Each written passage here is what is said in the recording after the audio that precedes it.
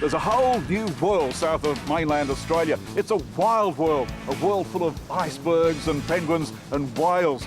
Sail through this wild world and you'll reach Australia's Antarctic territory and a very historic hut.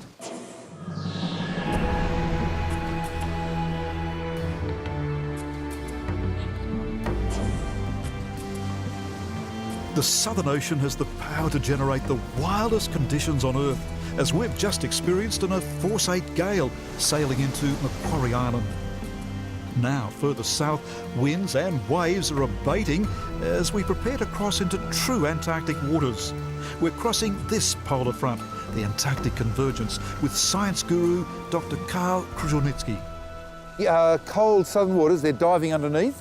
They're diving underneath the warmer waters, forcing them to the surface, and they're just full of nutrients and oxygen. The nutrients are dead animals and fish poo and bird poo. And so there's this massive, what they call a spring bloom that happens here. And you get this incredible explosion of biomass every spring, and it's starting to happen right now. It is so big that the humpback whales will come from the equator just to feed here for a couple of months. True to form, these freshly stirred waters bring schools of Antarctic herrings to the surface, and out there, hunting for them, we spot orcas, dozens of them. We're witnessing a feeding frenzy that will last for the next hour.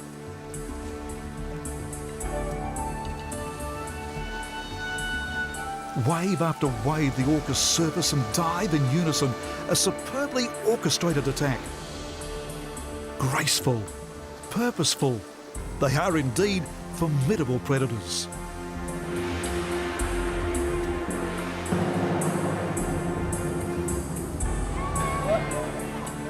It's such a spectacle that every digital camera on board is in operation.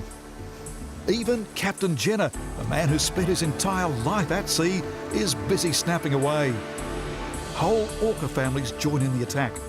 Newborn calves swimming right alongside their mothers. Easily recognised by their bold black and white markings, these orcas are the largest member of the dolphin family. There's an estimated 70,000 of them in these Antarctic waters. Whales armed with strong teeth to tear apart their prey. Now, hunting in cooperative groups like this allows them to trap a wide range of marine life, from seals and penguins to other whales. It is a thrilling spectacle. Walls of the sea hunting together around the bows of the Marinus Vitaeva.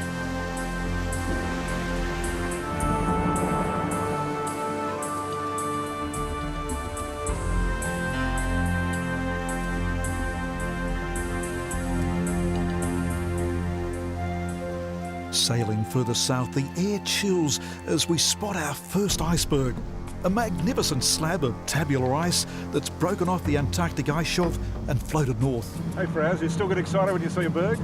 Yeah, sure. The first iceberg is always a very special event. Yeah, it looks pretty impressive, but you have to imagine 80% is underwater. So most of the volume you can't even see. This can flip any time? Well, icebergs of this shape, yeah, they could flip. Usually there's a bit of warning.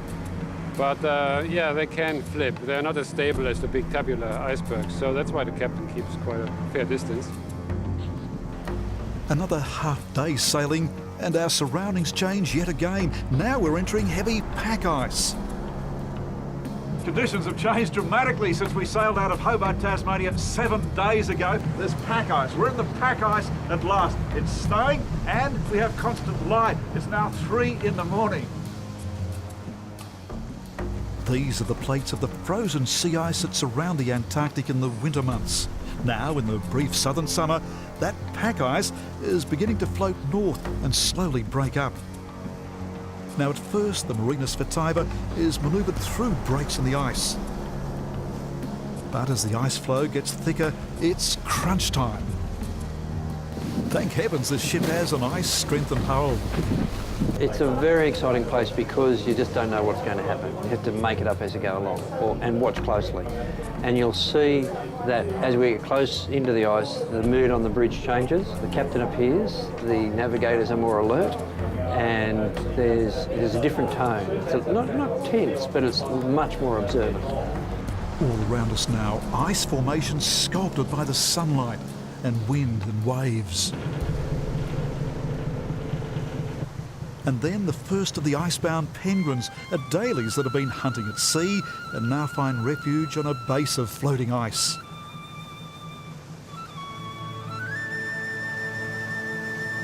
Early explorers in their flimsier wooden ships would have faced much bigger challenges in such pack ice, with many ships trapped for the winter, some being crushed so hard they sank as the pressure of the ice builds.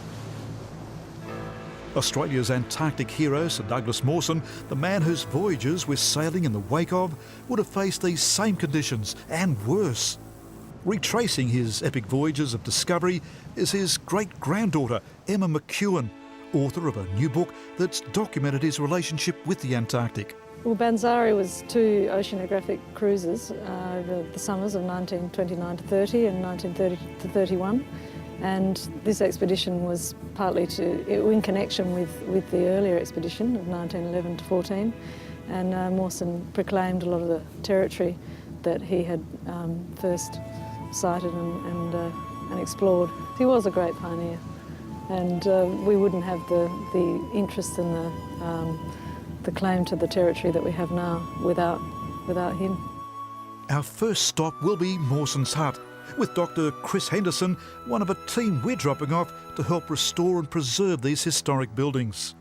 One of Chris's tasks will be to try to find the remains of an aircraft left by the original Mawson expedition. We have an idea roughly where the plane is. It's in an area about the size of your average suburban home. It's been photographed there. We know that between 2 photographs about 15 years apart it hasn't shifted, it's just sunk in the ice. So the chances are that it's still there. And the thing's about 6 metres long and we haven't got any equipment or plans to dig it out. What we will do probably is, we've got a metal detector with us, so if we can find out how deep the object is, just to confirm it's metal, dig a trench down near the object if it's not too deep, put the metal detector in and say, yes, we've got something there, it's about the right size and it's made of metal, so that confirms it. Another day sailing, and there at last is our target, the Antarctic continent.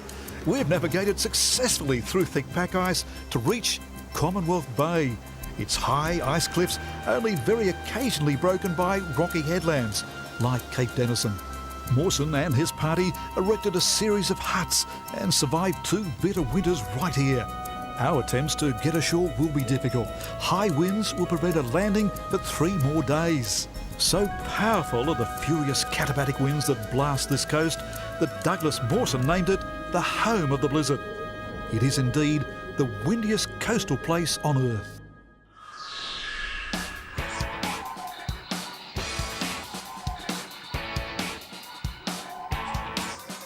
In coming episodes of Travel Oz, Mawson's Antarctic, his huts, the food stash he left 100 years ago, the formidable Mertz Glacier, named in honour of one of his colleagues who died beside him, and sensational wildlife, leaping adelies, emperor penguin chicks, and more killer whales, this time hunting on the edge of the pack ice. Also in our next episode, the dolphins of Bunbury, Western Australia. And the Atherton tablelands of tropical North Queensland. The 2 teams explore its treasures. And that is this episode of Travel Oz. I'm Greg Grainger. Happy travels.